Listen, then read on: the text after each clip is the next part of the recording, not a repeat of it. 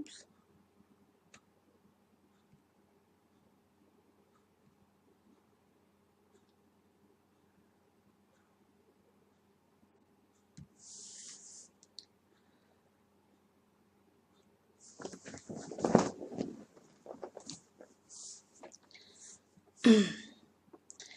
So, I'm not going to be here on Sunday the 9th of July, so as I promised, I'm going to do a video. I promised to do a video in the week to kind of replace my usual live stream on Sunday. So this is it on Saturday evening.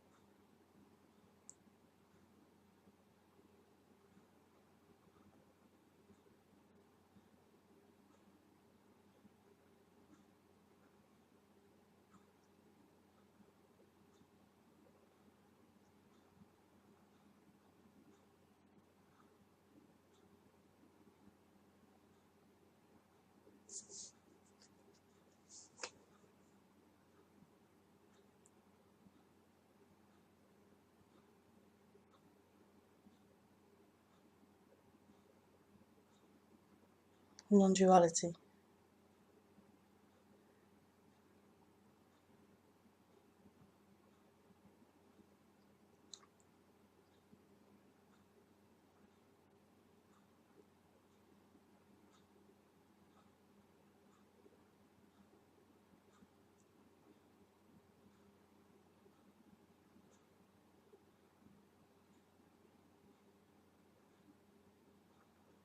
This is the most beautifulest subject, non-duality.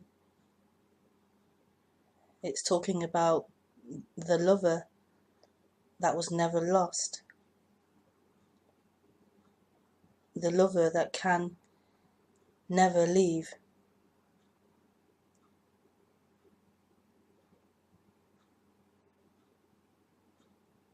the freedom that always is, regardless of what the appearance is, what the experience is, what the situation is.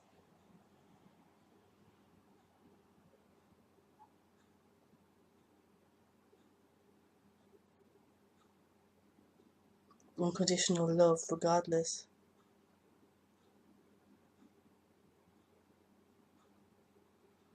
Always.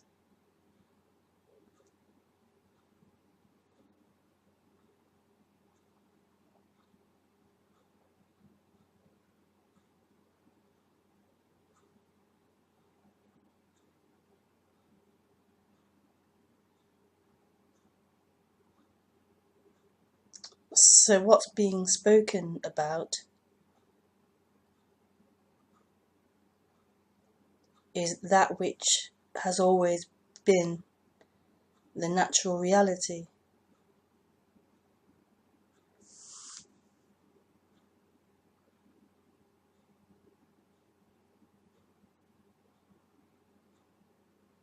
And that is spoken about because in the human form,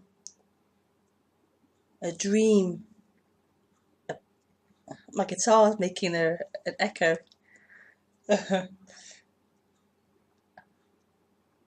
In the human form, a dream begins to happen, an illusion begins to happen, a dream of someone, like there's someone having an experience, a dream of someone looking out through the eyes, experiencing a reality, a separate reality.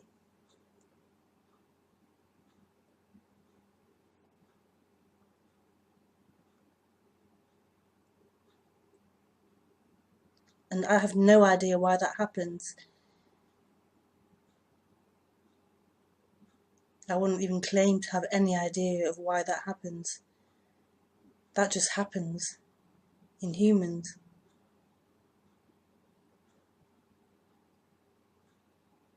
With the capability for complex thought. The brain is so complex, with the ability to think and imagine.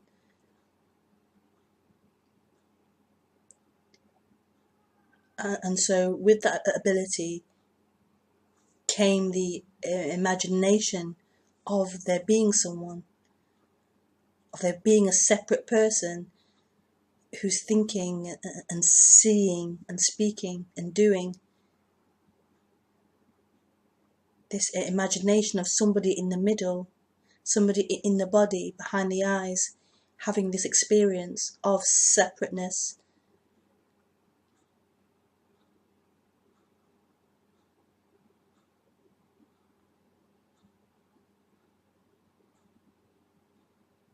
And with that experience of separateness,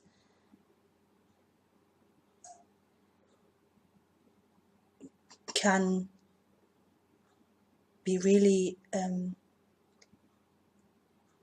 exciting and wonderful and creative. So many things can be imagined and created, but also with that ability to imagine comes suffering.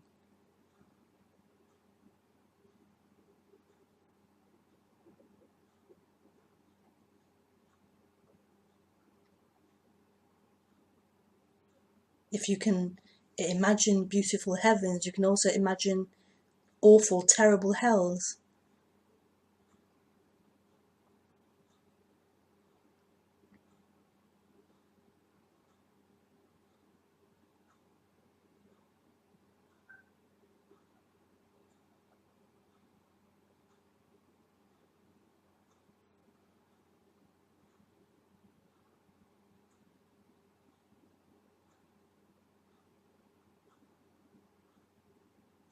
And this imagining of someone,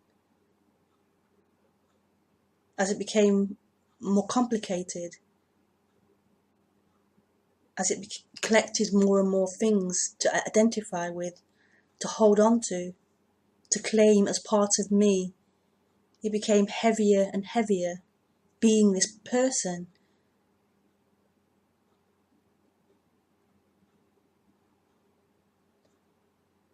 And the only relief that can be found in that whole dynamic are fleeting pleasures, just fleeting highs that can never fulfill it, can never fulfill that pain of being something separate.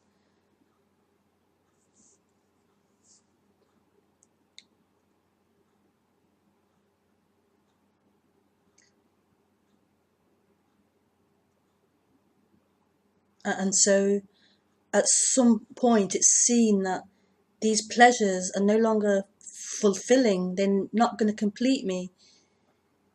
And so a deeper or a different kind of seeking can happen, a seeking to end this experience of being something.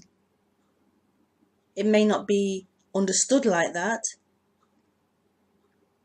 You may be seeking what you think is some kind of spiritual bliss or spiritual high.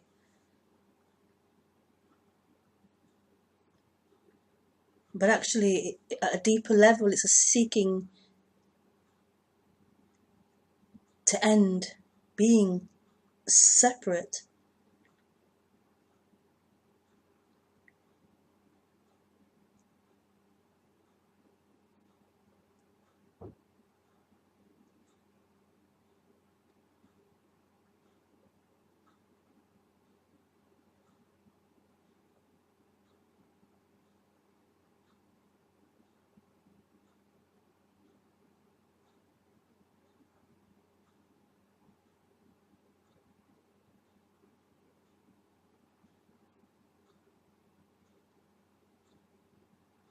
So you may come to this subject of non-duality and think this is going to give you something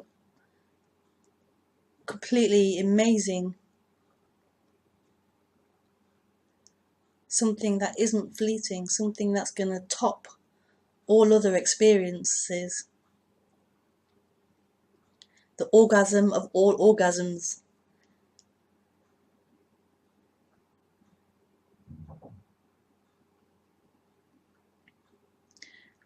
But really, what this message is, it's a stripping away of you.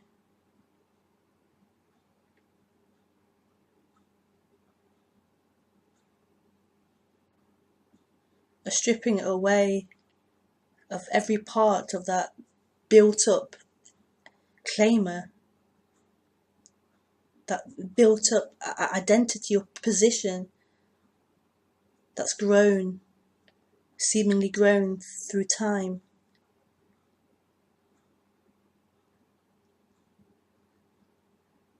So it's actually a loss of everything.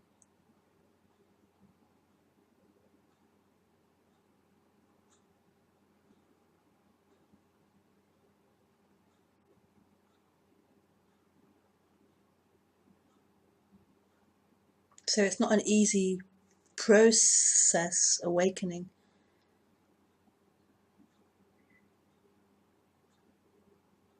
And if this was about that separate person, this separate person would not choose this. It would not choose non-duality. It would not choose awakening. But it isn't about the separate person.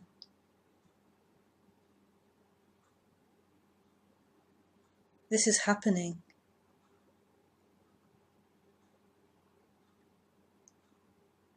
This is happening. This stripping away of that illusion is happening. Beyond the person.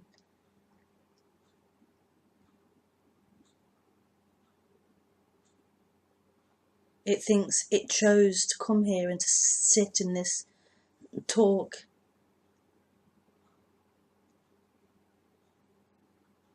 It may have so many ideas about what this is about, so many ideas about what it hopes to get out of this, and what this will lead to.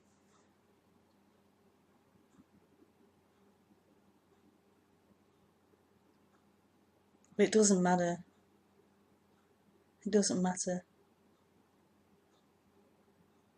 This is happening beyond that person and any ideas it thinks it has or thinks it knows about non-duality.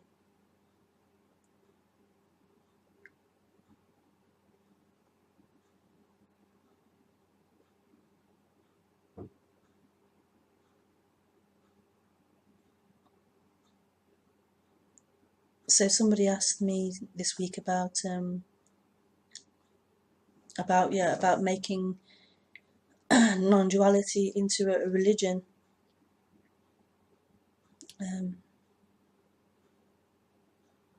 And yeah, that's what the mind does. That's what thought does. It will do that with everything it gets hold of.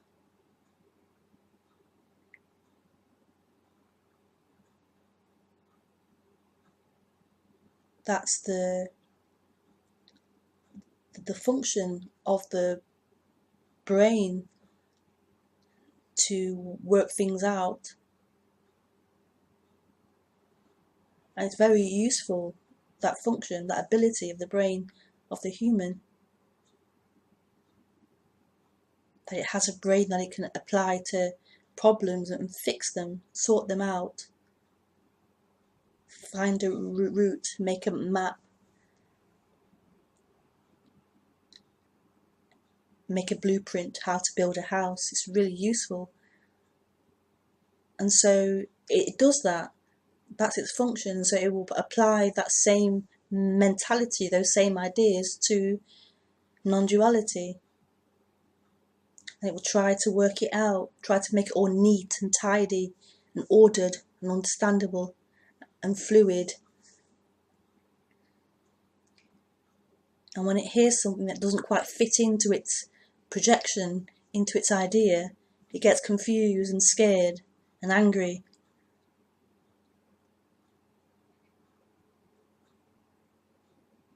I've got a map here, a blueprint here of non-duality, and you're saying this doesn't fit into what I've got as an idea of non-duality.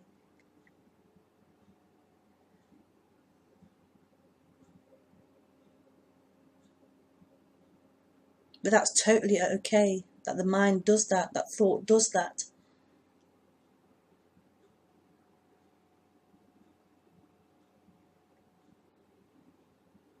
And it's for any decent non-duality speaker to point out that's what's happening, to point out that the idea you have of non-duality isn't true.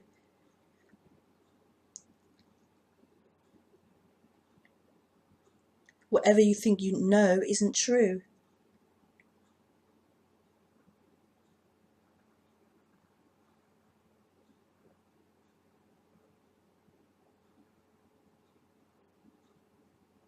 So I can't really advise you to not do that, not intellectualize this subject. That's what the brain does. It did it here. That's what happened.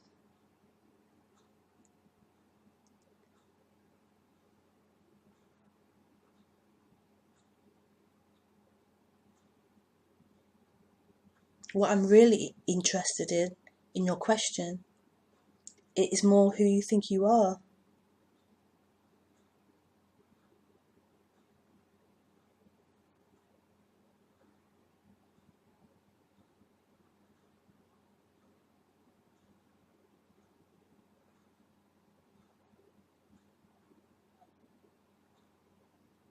I'm more interested in putting the spotlight on you,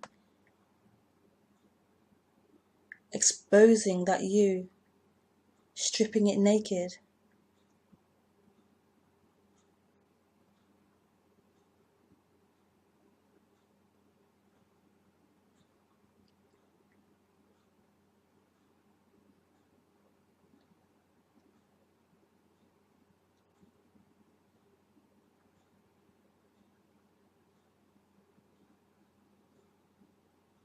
Because what you are is totally naked.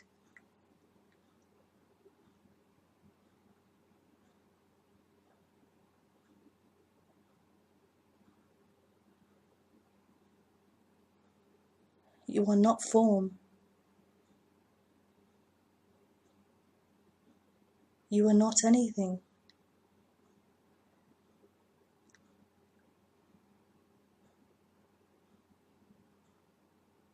There was this story that one of my teachers told. I'm not sure who told him the story, but I'm going to ruin the the story. But I'll try and tell it in a similar way.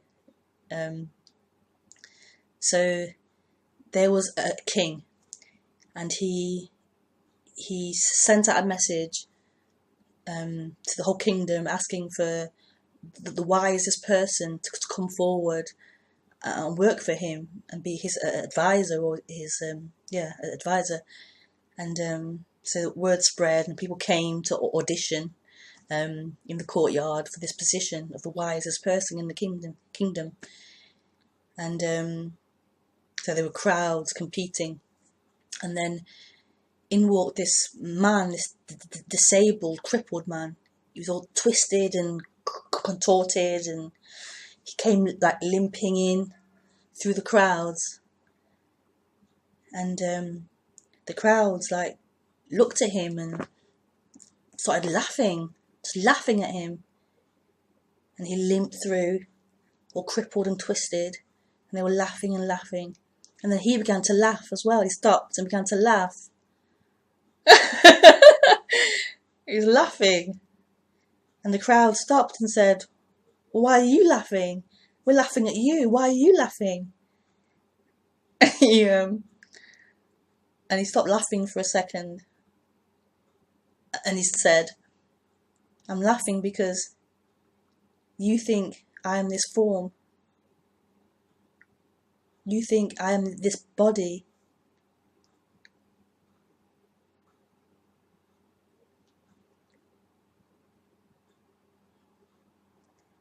And he got the job, obviously.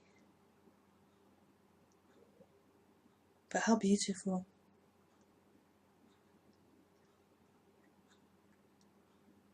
This is what's being spoken about.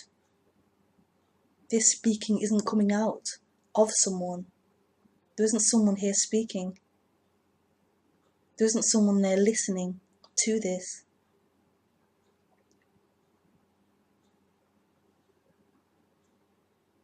Non-duality is the most beautifulest message. It's pointing to the mystery of this. There isn't someone experiencing this. There isn't someone producing this.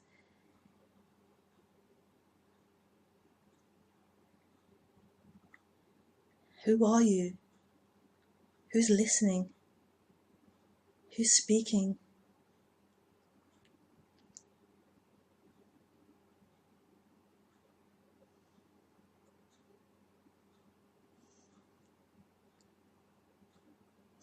I love you. See you next week.